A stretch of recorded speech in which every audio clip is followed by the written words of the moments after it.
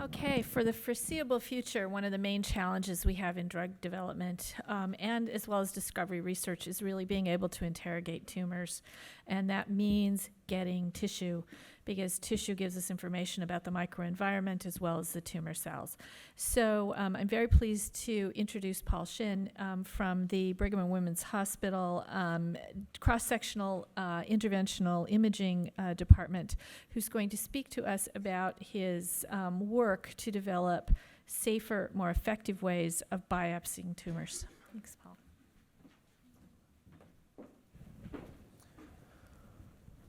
Thank you. A pleasure to be here today. In my radiology practice, I do a lot of interventional image-guided procedures, such as biopsies and tumor ablations. And although we're hearing about many evolving technologies that will hopefully someday obviate the need for invasive tissue biopsies, we're experiencing a continuing increase in demand for these types of procedures, and probably will for the foreseeable future. So one of the issues, even though biopsies are very common, there are probably close to 1 million image-guided liver biopsies performed worldwide each year, and if you look at other organs in the body, the numbers are even greater. So a problem that I encounter on a daily basis in my practice is managing bleeding risk in patients who are referred for biopsies. And when we talk about bleeding risk, it's helpful to know there's a distinction between how bleeding risk is viewed by a surgeon, for example, and an interventional radiologist.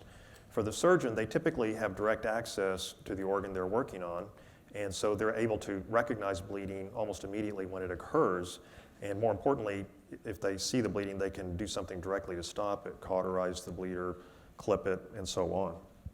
For the interventional radiologist, we may not be able to address the bleeding until it's recognized later, and then we may not be able to directly stop the bleeding. We may have to use blood transfusions if needed, or perform other interventional procedures to stop the bleeding later on.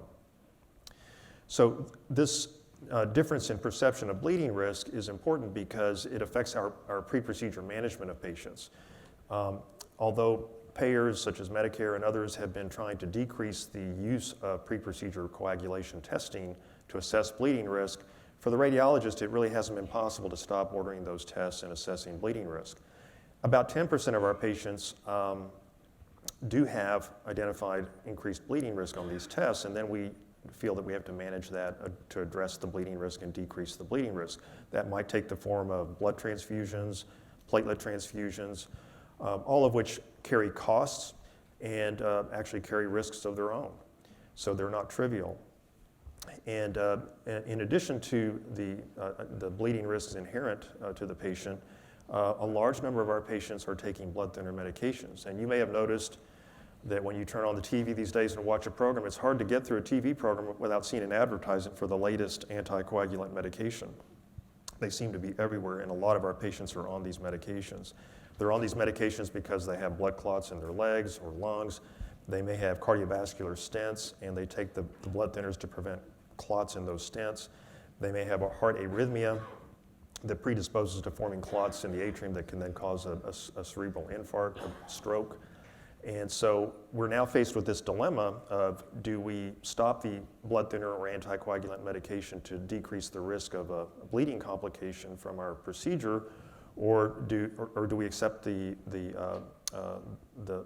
increased risk of stopping that anticoagulant and causing them to have a thrombotic complication of stopping their blood thinner?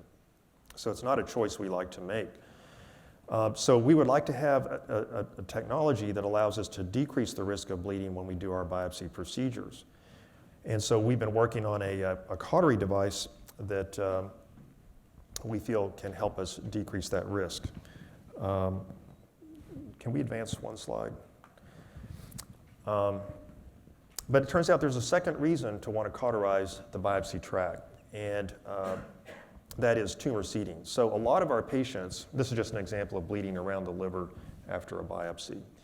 So a lot of our patients, of course, are cancer patients, and we're performing the biopsy either to diagnose a cancer or to characterize a cancer, or to rule out tumor. And when we advance a needle into a tumor, and get a biopsy specimen, we then have to pull the needle out. And when we pull the needle out, we often drag tumor cells along that biopsy tract. And in a small percentage of cases, that can lead to new tumor growth along that biopsy tract. Obviously something we don't want to do. This is actually a significant issue, and so much so for hepatocellular carcinoma, which is a liver cancer that we see in patients with cirrhosis. And in the United States, it's become an epidemic because of hepatitis C.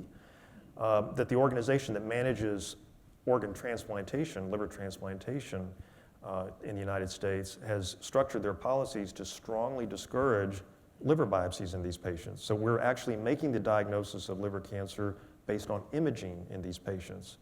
And that's completely counter to the standard approach in oncology. And it's done because of this concern of tumor tract seeding. So we now have two compelling reasons to want to cauterize the biopsy tract. One is to stop bleeding, and one is to decrease the risk of tumor seeding along the biopsy tract. So we have been working on a device that would allow us to cauterize the biopsy tract, and the concept is not that new. There were a couple of studies on animals in the past that showed that we could mitigate bleeding risk by using RF cautery along the biopsy tract. But this has never gained traction. There has never been a commercially marketed device or a cost-effective device that we could use for this purpose. In my practice doing tumor ablation, when I ablate a tumor with an RF device, for example, I'll cauterize the tract on the way out for precisely these reasons. But yet we don't have a device that's small enough to fit through biopsy needles and that is cost-effective to use routinely in this specific population of patients. So if we go to the next slide, so we've done some preliminary work with a prototype, and this tan gray line that you see is cauterization along a biopsy tract in an ex vivo store-bought cow liver.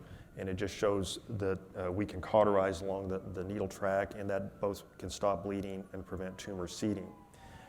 So we're excited about this. We're going to continue our work on this device. We feel that it has the potential to really change our approach to the management of bleeding risk and tumor seeding risk in patients undergoing biopsy procedures.